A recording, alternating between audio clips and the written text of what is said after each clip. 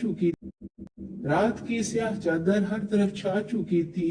القرا یعنی مکہ مکرمہ پر گہرا سناٹا تھا۔ یاسر رضی اللہ تعالی عنہ کا خاندان ایک اندھیری کوٹلی میں اپنے زخموں سے نڈھال پڑا تھا۔ سارا دن سورج عجیب نظارہ دیکھتا رہا کہ 3 بے بس انسان، جن میں 2 کمزور بوڑھے اور ایک نوجوان، تپتی دوپہر میں زخمی جسموں پر لوہے کی زرہیں پہنے گرم ریت پر تڑپ رہے تھے۔ یہ خاندان یاسر بن عامر عبسی کا تھا، جو ان کے بیٹے عمار بن یاسر اور بیوی سمیہ بنت خیاط رضی اللہ تعالی عنہم پر مشتمل تھا۔ یاسر بن عامر کا ایک بھائی لاپتہ ہو گیا، جس کی تلاش میں وہ یمن کے کسی شہر سے اپنے دونوں بھائیوں حارث اور مالک کے ساتھ نکلے۔ بھائی کا کوئی پتہ نہیں تھا کہ وہ کہاں ہے، زندہ بھی ہے یا مر چکا ہے۔ اسے ڈھونڈتے ڈھونڈتے وہ مکہ آ پہنچے۔ حارث اور مالک تو واپس وطن چلے گئے، لیکن یاسر رضی اللہ تعالیٰ عنہ کو مکہ اتنا پسند آیا کہ انہوں نے یہی رہنے کا فیصلہ کر دیا اور ابو حذیفہ بن مغیرہ مخزومی کے حلیف بن کر اس کی پناہ میں آ گئے۔ سمیہ بنت خیاط ابو حذیفہ کی کنیز تھی۔ یاسر سے نکاح ہوا۔ جب عمار پیدا ہوئے تو ابو حذیفہ نے سمیہ کو آزاد کر دیا۔ یاسر اور سمیہ کے بڑھاپے کے ایام تھے جب مکہ میں اسلام کا سورج طلوع ہوا۔ یہ تینوں اسلام کے نور کی طرف لپکے اور اس کو قبول کر لیا۔ احادیث سے معلوم ہوتا ہے کہ سمیہ رضی اللہ تعالی عنہا کا اسلام قبول کرنے والوں میں 7واں نمبر تھا۔ کچھ دن تو خاموشی سے گزر گئے، پھر ان پر ظلم و ستم شروع ہو گیا۔ خاندان بنی مخزوم نے ان کو دردناک تکلیفیں دینی شروع کر دی۔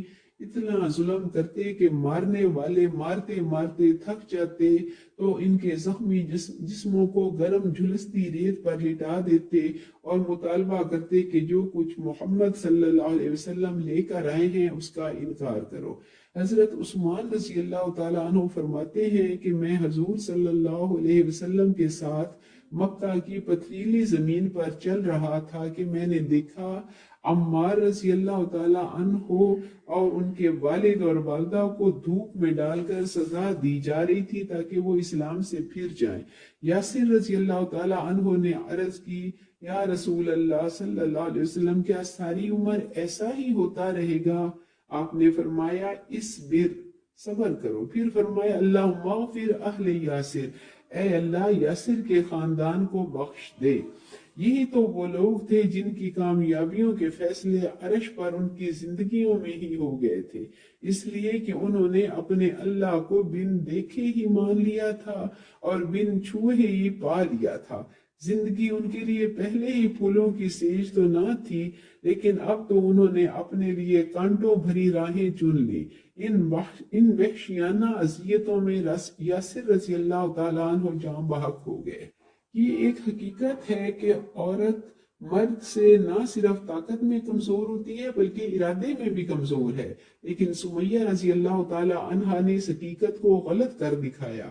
بنی مخزوم نے ان کو شرک کی طرف لوٹنے پر بڑا مجبور کیا، بڑی اذیتیں دی، لیکن وہ اپنے عقیدے پر قائم رہی، یہاں تک کہ بنی مخزوم نے تھک کر انہیں ابو جہل کے حوالے کر دیا۔ ابو جہل طرح طرح کی سزائیں دیتا اور کہتا محمد صلی اللہ علیہ وسلم کا انکار کر دو، لیکن وہ اپنے مقصد میں کامیاب نہ ہو سکا۔ ہر نئی صبح نئی اذیتوں کے ساتھ شروع ہوتی، تمام دن مصیبت میں گزرتا، شام کو نڈھال ہو کر غلام خانے کی ایک تاریک کوٹری میں ڈال دی جاتی، نئے دن کے ساتھ نئی سزا کا سلسلہ۔ ابو جہل مار مار کر تھک جاتا تو وہ مسکرا دیتی، بوڑھے کمزور چہرے پر بجائے پریشانی کے ایک پرسکون مسکراہٹ، آنکھوں میں نورانی چمک۔ اس سچی مومنہ نے اپنی ذات کو اللہ کی ذات میں فنا کر دیا۔ کیسی شمعیں تھیں جو اس کے اندر روشن تھیں، کیونکہ انہوں نے اپنے آپ کو اللہ کے حوالے کر دیا۔ یہی ان کا اسلام تھا، جس کی مٹھاس ایسی تھی کہ زخموں کی ٹھیسوں سے چین مل رہا تھا، صرف اس لیے کہ اللہ انہیں دیکھ رہا ہے۔ یہ سچائی ان کی روح کی گہرائیوں تک اتر چکی تھی۔ سزا دینے والے بد نصیب کو معلوم ہی نہیں تھا کہ وہ کیا بن چکی ہیں۔ وہ تو مالک الملک کے حصار میں تھیں اور جان چکی تھیں کہ جو کچھ اس کے ساتھ آئندہ بھی ہوگا وہ مالک کی رضا سے ہوگا۔ سمیہ رضی اللہ تعالی عنہا اس بری حالت میں بھی سراپا تشکر تھی۔ سمیہ رضی اللہ تعالی عنہا کے بارے میں کتابوں میں لکھا ہوا ہے کہ کانت عجوزاً کبیرتاً ضعیفتاً، وہ بہت بوڑھی اور ضعیف عورت تھی۔ ایک شام ابو جہل غصے سے بھرا ہوا آیا ان کے پاس آیا اور غلیظ گالیاں دینی شروع کر دی۔ سیدہ سمیہ رضی اللہ تعالی عنہا کا سارا بدن زخموں سے پہلے ہی چھلنی تھا، اوپر سے تازے لگنے والے زخم جن سے خون رس رہا تھا۔ نڈھال ہونے کے باوجود گویا طاقت کا ایک سمندر تھا جو ان کے ناتواں بوڑھے جسم میں امڈ رہا تھا۔ ان کے مطمئن اور پرسکون چہرے کو دیکھ کر ابو جہل اور غضبناک ہو گیا اور ان کی شرمگاہ میں نیزہ مارا۔ مقتل میں چھایا ہوا سناٹا اور گہرا ہو گیا۔ دیکھتے ہی دیکھتے مکہ کی پیاسی زمین ان کے مقدس خون سے رنگین ہو گئی اور سیدہ سمیہ رضی اللہ تعالی عنہا ظالموں کی پہنچ سے دور بلندیوں کی انتہا تک جا پہنچی۔ تاریک رات کا آنچل سمٹ گیا۔ ایک ہستی ہوئی اجلی سی صبح سمیہ رضی اللہ تعالی عنہا کی منتظر تھی۔ پروردگار نے مسکراتے اور خوشبوئیں بکھیرتے پھولوں کی وادی کے لیے تیار کر رکھی تھی۔ بہتے جھرنوں کی گنگناہٹیں اس کا استقبال کرنے والی تھی۔ وہ کمزور اور ناتواں بڑھیا اس متکبر سردار سے جیت گئی جس نے نافرمانی کا اندھا راستہ اپنایا ہوا تھا۔ ابو جہل بد نصیب تھا، اس کی آنکھوں پر پردے پڑے ہوئے تھے اور وہ اندھیاروں میں بھٹکتے ہوئے انجام کار دہکتے ہوئے جہنم کا ایندھن بن گیا۔ سیدہ سمیہ رضی اللہ تعالی عنہا خوش نصیب تھی۔ مکہ کی پتھریلی اور خشک پہاڑیوں سے نکل کر پھولوں اور خوشبوؤں کی نگری جنت الفردوس میں پہنچ گئی۔